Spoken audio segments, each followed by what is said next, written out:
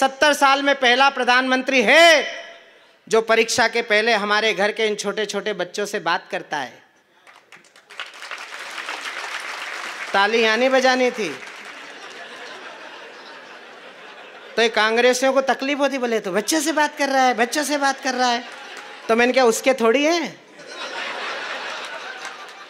हमारा प्रधानमंत्री बच्चों से बात कर रहा है तो तकलीफ हो रही है, और आपका प्रधानमंत्री 10 साल तक एक ही बच्चे से बात करता रहा। यहां ताली बजनी थी, अब ताली बजाओ नहीं तो ये हाथ यहीं रहेगा रात भर।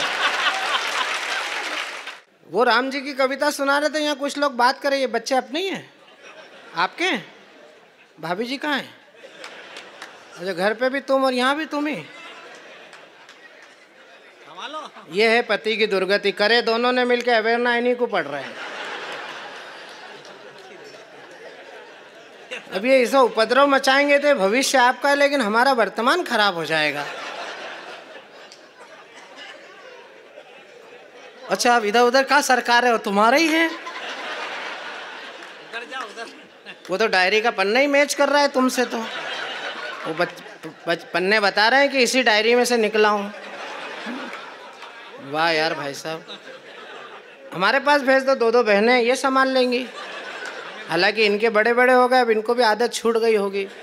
राहुल तू अवेयर ले एक आधी, रेडीमेड मिल रहा है इतना बड़ा बच्चा। हाँ बेटा जाओ। ये आए क्यों थे? चेक करने आए थे कि बाप यहीं है कि और कहीं निकल लिया?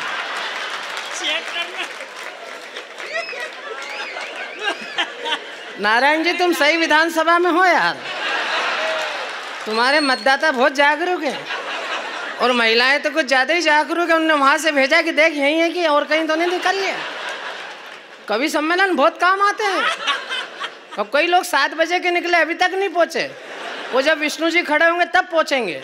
अब इस बीच में किस विधानसभा में मतदान करे आए पता ही नहीं लगेगा। दिनेश दिग्गज इनका नाम है। अभी एक दिन इंदौर में यशवंत क्लब के कवि सम्मेलन पे इनको बुलाया तो खूब जमे रात में। दूसरे दिन सुबह की फ्लाइट पकड़ने गए तो वहाँ एक मैडम ने इनको पहचान लिया। अरे बोले तुम तो दिनेश दिग्गज हो, कल बहुत जमे। बोले जरा आओ VIP लाउंज में। तो दिनेश दिग्गज का आसाराम जगा।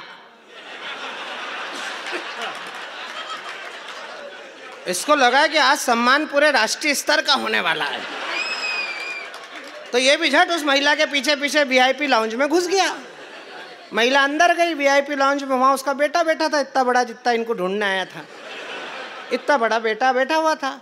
मैडम ने कहा कि जरा आप कोट उतारिए, तो इसकी और गुदगुदी हुई। फिर उन्होंने कहा शर्ट उतारिए, और जैसे ही शर्ट उतारा और इनकी कमनी काया 42 किलो 500 ग्राम की प्रकट हुई, तो उस महिला ने अपने बच्चे से कहा देख बेटा बोर्नविटा पिया कर, वरना ऐसा हो जाएगा। हाँ हो जाएगा। नहीं मुझे कोई तकलीफ नहीं है, मैं केवल इसलिए चमक गया कि ऐसा नहीं हो कि कोई इधर से चढ़ी आया हो। क्या है, मैं मुंदी पहली बार आया हूँ। एक जगह मैं विकास जी कविता पढ़ रहा था तो एक आदमी लठ लेके आ गया। मैंने उसके हाथ जोड़े, मैंने कहा भाई साहब मेरे से कोई गलती हो गई तो मैं बैठ जाता हूँ। बोले नहीं नहीं, आप तो हमारे शहर में मेहमान हो, हम तो उसको ढूंढ रहे हैं जिसने आपको बुलवाया है।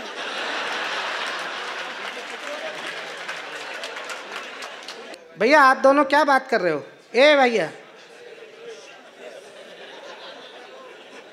क्या बात कर रहे हो आपस में सबसे आगे बैठ के? मैं यादव जरूर हूँ, मूर्ख बिल्कुल नहीं हूँ। देखो सबसे आगे बैठ के वो अपनी अपनी औरतों की बुराई कर रहे हैं। बेशरम होनो। अभी जाके भगवती छाती पैर रख देगी नहीं तो भोलेनाथ से आवाज नहीं निकली, ची कर देगा वहां। अच्छा हमारा दुर्भाग्य है कि एक असली गांधी के चक्कर में कितने नकली बर्दाश्त करने पड़ रहे हैं। और जो सबसे ताजा गांधी है उसके तो क्या कहने। उसको यही पता नहीं कि आलू जमीन में बोया जाता है कि झाड़ पे लगता है। वो मध्य प्रदेश में आए थे, बोले 10 दिन में किसानों का कर्जा माफ हो जाएगा, उनके चक्कर में ये पड़ गए थे।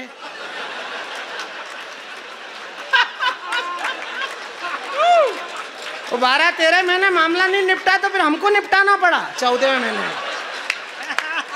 जिंदाबाद।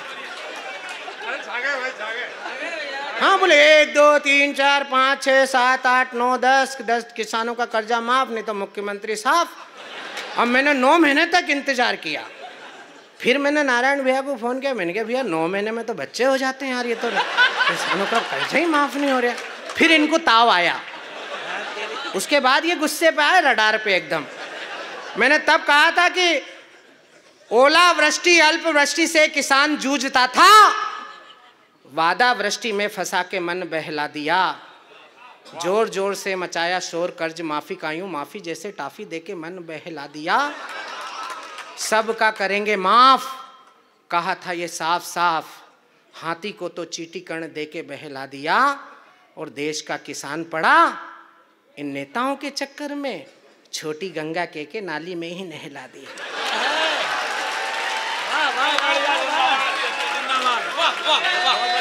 जोरदार तालियां बजा दीजिए। वो सरकार बन गई ताव ताव में। फिर मेरे को एक छंद लिखना पड़ा, मैंने कहा कर्ज अरे बैठो आप तो बोलेंगे, बैठो बैठो बैठो बैठो बैठो बैठो बैठो, वहाँ पे भी वही हो रहा है जो बीज बोए थे। बैठ जाओ बैठ जाओ। मैं इतनी कमजोर चीज नहीं हूँ कि एक जना उगेगा और मैं नष्ट हो जाऊँ वहाँ। किसी की याद ना आए, किसी की याद ना आए, ख्याल बढ़ जाए, दुआ करो ये कयामत सी रात कट जाए। हम आईना हैं, दिखाएंगे दाग चेहरों के, जिन्हें खराब लगे वो सामने से हट जाए।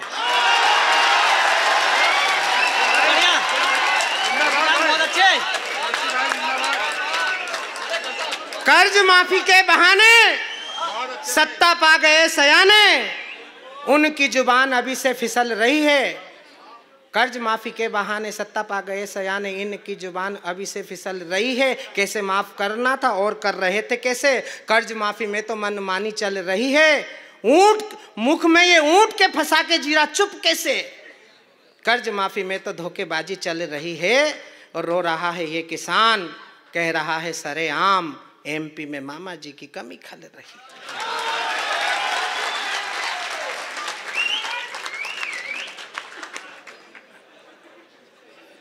कवियों से तो उलझना ही नहीं कभी।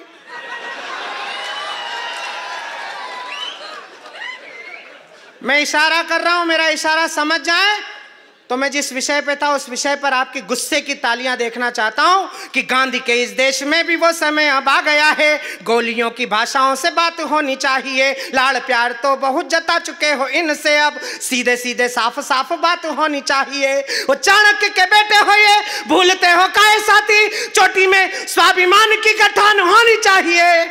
और इस पार रह के उस पार की जो जय बोले, उनसे दो दो हाथ मुलाकात होनी चाहिए। इस पार रह के उस पार की जो जय बोले, कोई आंखें नहीं दिखाना, सूरज की संतान, कोई आंखें नहीं दिखाना इन सिंहों सी संतानों को। जान हथेली पर ले चलते ऐसे देश दीवानों को, मातृभूमि पे तन मन अर्पित करने के अरमानों को। रंग दे बसंती चोला, फांसी चूमे उन परवानों को। कब तक मौन धरेंगे हम गद्दारों की मनमानी पर, कब तक संत बनेंगे हम मक्कारों की मनमानी पर। अब के कोई भ्रम ना पाले, भारत माँ को बांटेंगे, अब की हमने ठान लिया है पहले गर्दन काटेंगे। अब के कोई भ्रम ना पाले, अब के कोई भ्रम ना पाले, भारत माँ को बांटेंगे, अब की हमने ठान लिया है पहले गर्दन काटेंगे। पूरी दुनिया में भारत जिसने धरती को माँ माना, पूरी दुनिया में भारत जिसने धरती को माँ माना, जन्मभूमि की गौरव गरिमा को है मन से पहचाना। चंदन है हर रचकन जिसका, देवभूमि की है थाती, स्वाभिमान को अर्पित है वो बलिदानी हल्दी घाटी। तो तेरा मेरा क्या है, भारत माँ सबकी ही माता है।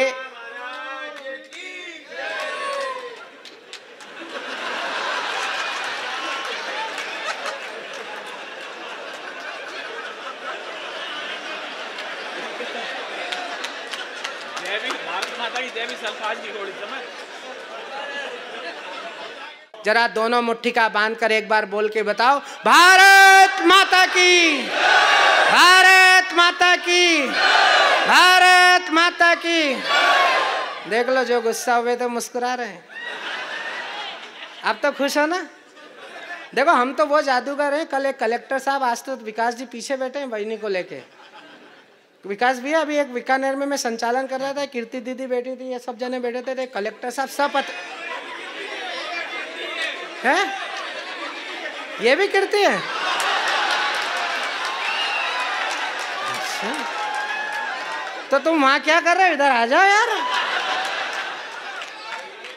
तो वो कलेक्टर, सुनो कीर्ति जी सुनो जरा, कलेक्टर साहब सपत्नी कविता सुन रहे थे, तो कीर्ति दीदी ने ऐसी कविता पढ़ी, इतनी जोरदार कविता पढ़ी कि वो भाभी जी ने कलेक्टर साहब की पीठ पे ढोल मार के कहा, भाई साहब मजा आ गया। और भाई साहब ने भी उधर देख के कहा, बोले बहन जी मैंने आपको कहीं देखा है। तो ये आनंद केवल कवि सम्मेलन में ही आता है। आपने भी आनंद में आ गई, अच्छा हुआ, क्योंकि आप आनंद में नहीं आते तो हम परमानंद में घुस जाते अभी तक।